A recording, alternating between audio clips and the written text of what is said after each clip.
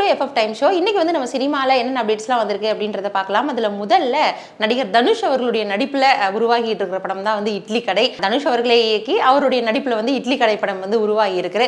இந்த படத்துடைய special update என்ன அப்படின்னா, இந்த படத்தில் வந்து அருண் விஜய், நித்யா மேனன் போன்ற பலருமே வந்து நடிக்கிறாங்க. இப்போ வந்து இந்த படக்குழு வந்து ஒரு போஸ்டர் வந்து ரிலீஸ் பண்ணியிருக்கிறாங்க. அதில் அருண் விஜய் வந்து ஒரு பாக்ஸராக இருக்கிற மாதிரியான ஒரு சீன் வரும். ஸோ அருண் விஜய்க்கு பின்னாடி வந்து தனுஷ் அவர்கள் வந்து ஒரு வாட்டர் பாட்டிலோட நிற்கிற மாதிரி ஒரு சீன் வருது. ஸோ இந்த படம் வந்து ஏப்ரல் மாதம் 10ஆம் தேதி ரிலீஸ் பண்ண போறதா அபிஷியலாவே அனௌன்ஸ் பண்ணியிருக்கிறாங்க. அது மட்டும் இல்லாம ஏற்கனவே தனுஷ் அவங்களுடைய இயக்கத்துல நிலவுக்கு என்மேல் என்னடி கோபம் அப்படின்ற படமும் வந்து வெயிட்டிங் லிஸ்ட்ல இருக்கு. ஸோ அதை தொடர்ந்து இந்த படம் வந்து இட்லி கடை மிகப்பெரிய எதிர்பார்ப்பை ஏற்படுத்தியிருக்கு அப்படின்னு தான் சொல்லணும். இந்த படத்தை தனுஷ் அவங்களுடைய நிறுவனமான ஒண்டர் ஃபார் ஃபிலிம்ஸ் வந்து தயாரிக்கிறாங்க. அது மட்டும் இல்லாம அவங்களோட இணைஞ்சு டான் பிக்சர்ஸுமே வந்து தயாரிக்கிறாங்க. டான் பிக்சர்ஸ் கையில ஏற்கனவே பராசக்தி படமும் இருக்கு. ஸோ அந்த வரிசையில இட்லி கடை படத்தின் மேல மிகப்பெரிய எதிர்பார்ப்பு இருக்கு. திருச்சிற்றம்பலம் படத்துல வந்து நம்ம தனுஷ் அவங்க நித்யா மேனன் இவங்க ரெண்டு பேரோட காம்போ வந்து பெரிய அளவுல பேசப்பட்டுச்சு. ஸோ அந்த வரிசையில இட்லி கடை படத்துலயும் வந்து அவங்க அப்படிதான் நடிச்சிருக்காங்களா, அவங்க வந்து அவங்களுடைய நடிப்பு எந்த அளவுக்கு வந்து ஒர்க் அவுட் ஆக போகுது, ஸோ அப்படின்ற மாதிரியான எதிர்பார்ப்பு இன்னும் கொஞ்சம் வந்து ஆவலை தூண்டுது அப்படின்ற மாதிரியே சொல்லலாம்.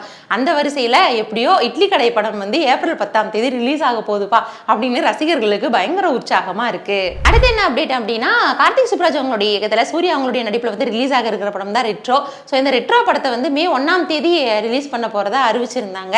இப்பவும் மே 1ஆம் தேதி தான். ஆனா என்ன அப்படின்னா, சந்தானம் அவங்களுடைய நடிப்புல வந்து உருவாகிட்டு இருக்கிற படம் தான் வந்து டிடி நெக்ஸ்ட் லெவல். இந்த படத்தையும் வந்து மே 1ஆம் தேதி ரிலீஸ் பண்ண போறதா தகவல் வெளியாகி இருக்கு. ஒருவேளை சந்தானம் அவங்களுடைய படம் மே 1ஆம் தேதி ரிலீஸ் ஆனா சூர்யா சந்தானம் அவங்களுடைய படம் வந்து மோதுமா அப்படின்ற மாதிரி ரசிகர்களுக்கு எதிர்பார்ப்பு நிலவி இருக்கு அப்படின்ற மாதிரியே சொல்லலாம். ஏன் அப்படின்னா, இப்போ சந்தானம் அவங்களுமே வந்து ஒரு ஹீரோவா மக்கள் மனசுல நின்றுட்டாரு. என்னதான் அவர் வந்து ஒரு காமெடியனா இந்த ஃபீல்டுக்குள்ள என்ட்ரி ஆயிருந்தாலும் கூட ஹீரோவா நிறைய படங்கள் வந்து பண்ணிட்டாரு. அது மட்டும் இல்லாம இந்த டிடி நெக்ஸ்ட் லெவல் படத்துலயுமே வந்து நிறைய காமெடிகள் இருக்குன்னு எதிர்பார்க்கப்படுற நிலைமையில இந்த படமும் வந்து ஒர்க் அவுட் ஆகும் அப்படின்ற மாதிரி தான் நம்புறாங்க. அது மட்டும் இல்லாம இந்த டிடி நெக்ஸ்ட் லெவல் படத்திலேயே வந்து நம்ம ஏற்கனவே வந்து போஸ்டர் ரிலீஸ் பண்ணதிலே தெரிஞ்சது. அதுல செல்வராகவன் இருக்காங்க, ஜிவிஎம் இருக்காங்க. ஸோ இவங்க காம்போலாம் வந்து சந்தானம் வந்து ஒர்க் பண்ண போறாரு. ஸோ அப்படி இருக்கிற நிலைமையில ஒருவேளை சூர்யா படத்திற்கு வந்து சந்தானம் அவங்களுடைய படம் வந்து போட்டியா வர்றதுக்கான வாய்ப்புகள் கூட இருக்கு அப்படின்ற மாதிரி சொல்றாங்க. சூர்யா அவங்களுடைய கங்குவா படம் வந்து அந்த அளவிற்கு வசூலை பெறல.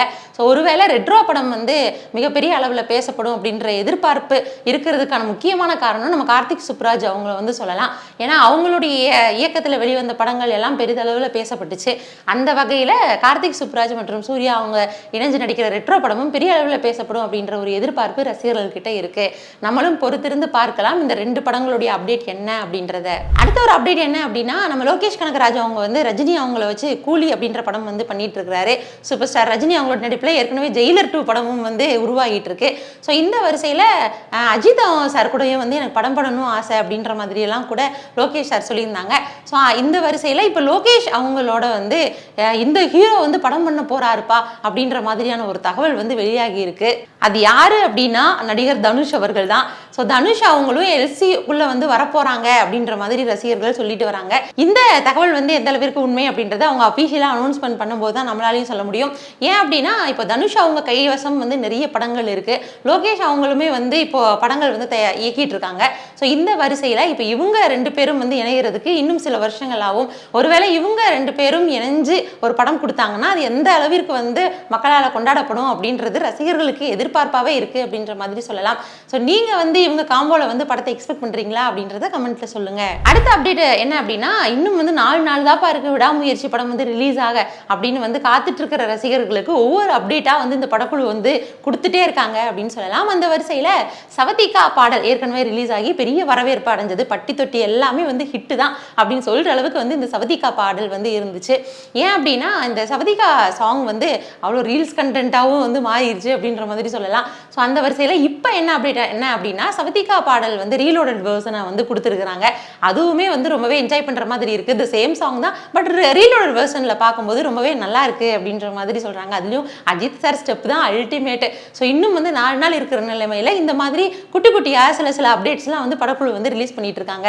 ஸோ எந்த சின்ன அப்டேட் வந்தா கூட அது வந்து ரசிகர்களுக்கு பெரிய கொண்டாட்டம் அப்படின்ற மாதிரி தான் சொல்லலாம். ஸோ சவதிகா பாடல் வந்து நீங்க பாத்தீங்களா, எப்படி இருந்துச்சு அப்படின்றத கமெண்ட்ல சொல்லுங்க. அடுத்த ஒரு பெரிய கான்ட்ரவர்சியா போயிட்டு இருந்தது என்ன அப்படின்னா, ரீசெண்டா கௌதம் மேனன் அவங்களுடைய பேட்டிகள் எல்லாம் வந்து கொஞ்சம் கான்ட்ரவர்சியா போகுது அப்படின்ற மாதிரி சொல்லலாம். சூர்யா அவங்கள பத்தி அவர் சொன்னதா இருக்கட்டும், இல்ல அவர் வந்து பொது தளத்துல வந்து புலம்ப ஆரம்பிச்சிட்டாரோ அப்படின்ற மாதிரிலாம் கூட நிறைய வதந்திகள் பரவிட்டு இருந்துச்சு. ஏன்னா அவருடைய பேட்டி வந்து அந்த அளவிற்கு வந்து உண்மையாகவும் யதார்த்தமாகவும் இருந்துச்சு.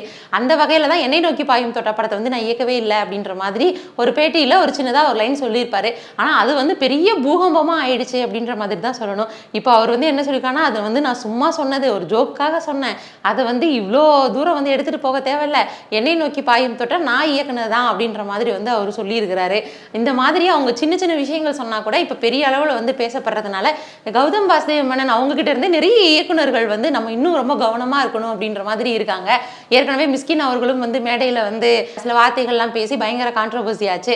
ஸோ அதனால இயக்குனர்கள் பக்கம் வந்து நிறைய இப்போ கான்ட்ரவர்சி போயிட்டு இருக்கு அப்படின்னு தான் சொல்லணும். இன்னொரு பக்கம் வந்து பேட் கேர்ள் படத்துக்காக பாரஞ்சித் அவங்க வந்து பாராட்டி இருந்தாங்க. இதனால அவர் மேலேயும் விமர்சனம் எழப்படுது. இன்னும் வந்து இயக்குனர் வெற்றிமாறன் அவங்களும் வந்து இந்த பேட் கேர்ள் படத்தை வந்து தயாரிச்சிருக்கிறாங்கன்ற முறையில் வந்து அவர் மேலேயும் விமர்சனங்கள் எழப்படுது. இந்த மாதிரி இயக்குனர்கள் மேலே சமீப காலமாகவே வந்து பல விமர்சனங்கள் வந்து முன்வைக்கப்படுது அப்படின்ற மாதிரி சொல்லலாம்.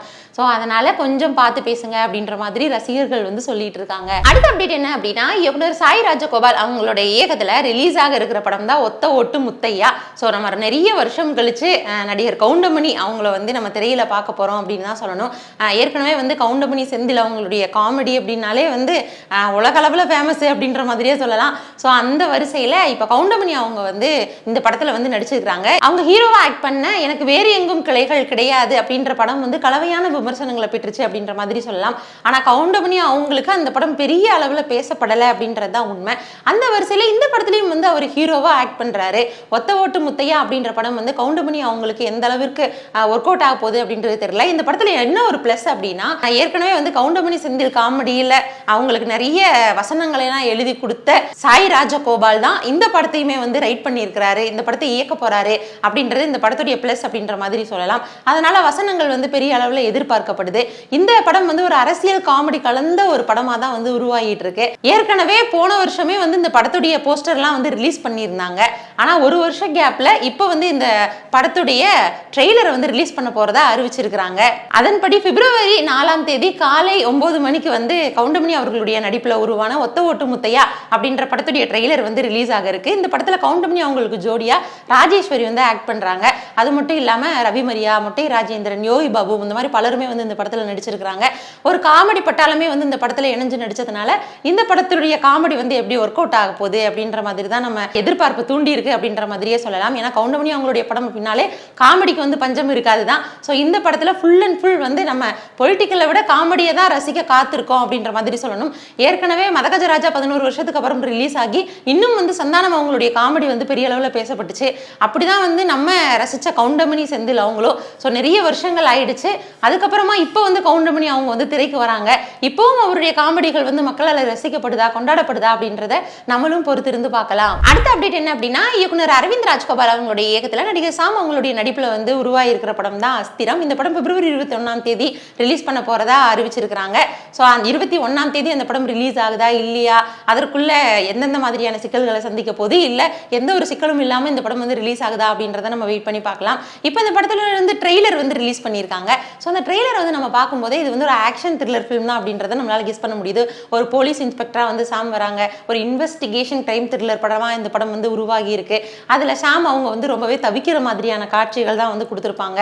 அந்த ஒரு கிரைமை வந்து கண்டுபிடிக்க முடியாத மாதிரியான ஒரு சூழல்ல வந்து அவர் மாட்டிக்கிட்டு எப்படியெல்லாம் வந்து கஷ்டப்படுறாரு, அந்த கிரைமை வந்து அவர் கண்டுபிடிச்சாரா இல்லையா அப்படின்ற மாதிரியான ஒரு சீன்ஸ் தான் வந்து வைக்கப்பட்டிருக்கு. இந்த நெருக்கடிகள்ல இருந்து அவர் வந்து எந்த மாதிரியெல்லாம் ஹேண்டில் பண்ண போறாரு அப்படின்றத அந்த படத்துடைய கதையாவே இருக்கும்னு கெஸ் பண்ணப்படுது. ஸோ அந்த வரிசையில சாம் அவங்களுக்கு வந்து இந்த அஸ்திரம் படம் எந்த அளவிற்கு கை கொடுக்க போகுது அப்படின்றத நம்ம பொறுத்து இருந்து தான் பார்க்கணும். ஏன்னா சாம் அவங்க வந்து ஹீரோவா பல படங்கள் நடிச்சிருந்தாங்க. அதுக்கப்புறம் ரொம்ப பெரிய கேப்ல அதுக்கப்புறம் ஒரு சிறு சிறு வேடங்களை நடிச்சிட்டு இருந்தாங்க. கடைசியா வந்த வாரிசு படங்கள்லாம் கூட ஒரு பெரிய ஒரு சப்போர்ட்டிங் ரோல் வந்து நடிச்சிருந்தாங்க. அது மட்டும் இல்லாமல் தில்லாலங்கடி இந்த மாதிரியான படங்கள்லாம் வந்து அவருடைய நடிப்பு, வில்லத்தனமான நடிப்பு வந்து கொண்டாடப்பட்டுச்சு. அந்த வரிசையில இந்த படத்துல வந்து அவர் ஹீரோவா ஆக்ட் பண்றாரு.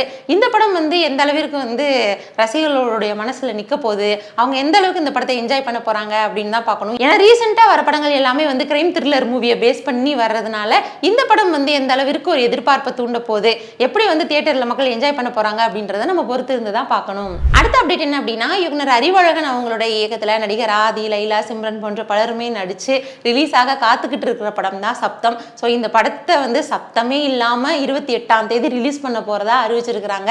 ஸோ சப்தம் படத்துல வந்து ஆதி அவங்களுடைய நடிப்பு வந்து ரொம்பவே பெருமளவில் பேசப்படக்கூடிய நடிப்பாக தான் இருக்குன்றது இந்த படத்துடைய ட்ரெய்லர் பார்க்கும்போதே நமக்கு தெரியுது. அது மட்டும் இல்லாமல் இந்த படம் வந்து ஆதி அவங்களுக்கு எந்த அளவுக்கு கை கொடுக்க போகுது அப்படின்றத பார்க்கணும். ஏன்னா இந்த படத்துடைய இயக்குனர் அறிவழகன் ஏற்கனவே அவங்களுடைய படங்கள் வந்து பெரிய அளவில் கொண்டாடப்பட்டுச்சு அப்படின்ற மாதிரியே சொல்லலாம். அவர் இயக்குன ஈரம், ஆறாது சினம், குற்றம் 23, வல்லினம் போன்ற படங்கள்லாம் வந்து பேசப்பட்டுச்சு அப்படின்ற மாதிரியே சொல்லலாம். ஸோ அந்த வரிசையில் இந்த படமும் வந்து அவருக்கு ஆட் ஆகுமா, மிகச்சிறந்த இயக்குனர் அப்படின்னு சொல்லப்படுற அளவுக்கு இந்த படத்தை இயக்கியிருப்பாரா அப்படின்ற மாதிரி தான் ஒரு எதிர்பார்ப்பு நிலவி இருக்கு. அது மட்டும் இல்லாமல் ஆதி அவங்களுமே வந்து ஒரு சின்ன கேப் எடுத்துட்டாங்க அப்படின்ற மாதிரி தான் சொல்லணும். ஸோ இந்த படம் வந்து அவருக்கு எந்த அளவுக்கு வந்து ஒரு மாஸ் கொடுக்க போகுது அப்படின்றத நம்ம பொறுத்து இருந்து தான் பார்க்கணும். ஸோ இன்னைக்கு வந்து நம்ம சினிமாவில் என்னென்ன அப்டேட்ஸ்லாம் வந்திருக்கு அப்படின்றத பார்த்தோம். ஸோ அடுத்தடுத்த காணொலிகளில் நம்ம அடுத்தடுத்து என்னென்ன அப்டேட்ஸ் வருது அப்படின்றத பார்க்கலாம். அதுவரை இணைந்த இருங்கள். இது FF time show. By from Devika.